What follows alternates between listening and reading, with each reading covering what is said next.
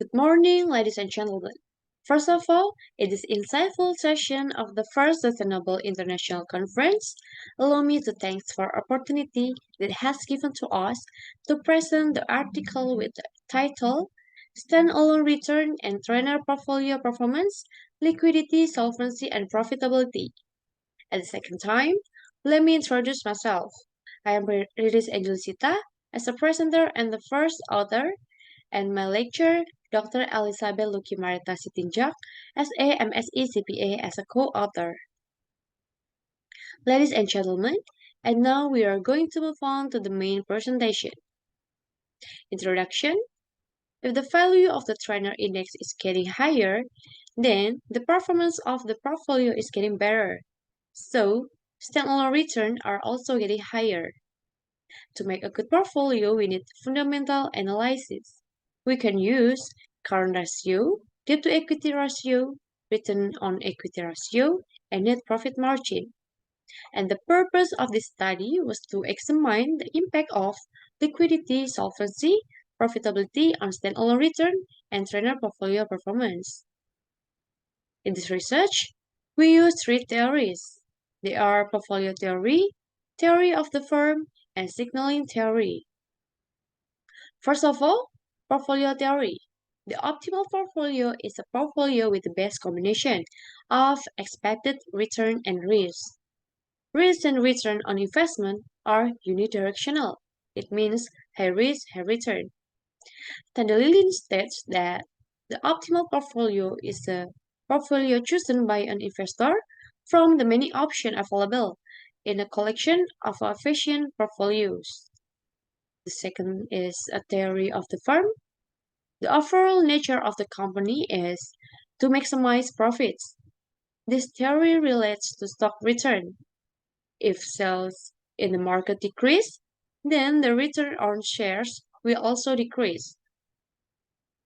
The third is signaling theory. Spence in 1973 states that the sender or owner of the information gives a signal in the form of information that reflect the condition of the company that is beneficial to the recipient of the information. If the signal is positive, then investor will also respond positively. If the signal is negative, then investor will also respond negatively. We have 8 hypotheses. They are Hypothesis 1, current ratio has a positive effect on standalone return. Hypothesis 2, debt to equity ratio has a negative effect on standalone return. Hypothesis 3, return on equity has a positive effect on standalone return. Hypothesis 4, net profit margin has a positive effect on standalone return. Hypothesis 5, current ratio has a positive effect on Treynor portfolio performance. Hypothesis 6, debt to equity ratio has a positive effect on Treynor portfolio performance. Hypothesis 7, return on equity has a positive effect on Treynor portfolio performance. And the last, hypothesis 8, net profit margin has a positive effect on Treynor portfolio performance. And then research method. We use quantitative method for this research. And we have 7 stocks that are concerned about the environment as a green portfolio. To get a sample, we use purposive sampling techniques, which the criteria is stock that are included in the optimal portfolio with a single index models. To test hypotheses, we use linear regression analysis. The result for standalone return. First point, classical assumption test. All variables pass the classical assumption test, such as normality test, multicollinearity test, and heteroscedasticity test. And the second point, coefficient of determination yields an adjusted R-square value of 17%. It shows that 70% of the Y variation can be described by the independent variable x1, x2, x3, and x4. And it has sig value of 0.047. It means this model was fit.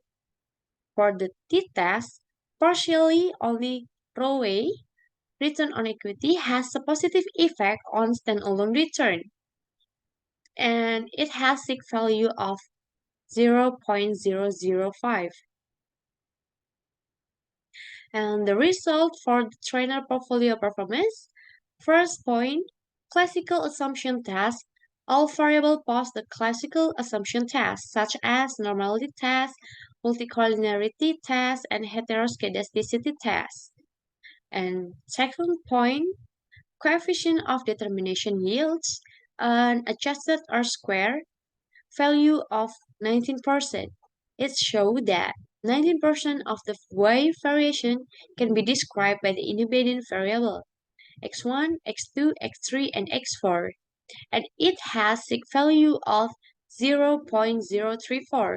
It means that this model was fit for the test. Partially only return on equity has a positive effect on trainer portfolio performance. It has sig value of 0.002. The last is conclusion. Based on the results of data analysis that has been carried out by researchers of the four independent variables, current ratio, debt to equity ratio, return on equity, and net profit margin, which were tested with the dependent variable standalone return and trainer portfolio performance, not all have an effect and are significant on stock return. Only return on equity has a positive effect and significant to the returns of standalone 7 optimal stock that became the sample of the researcher. So, it can be concluded that the rate of the return on capital of a company is very important in influencing standalone return and trainer portfolio performance. So, that's all my presentation. Thank you very much for your attention. See you again.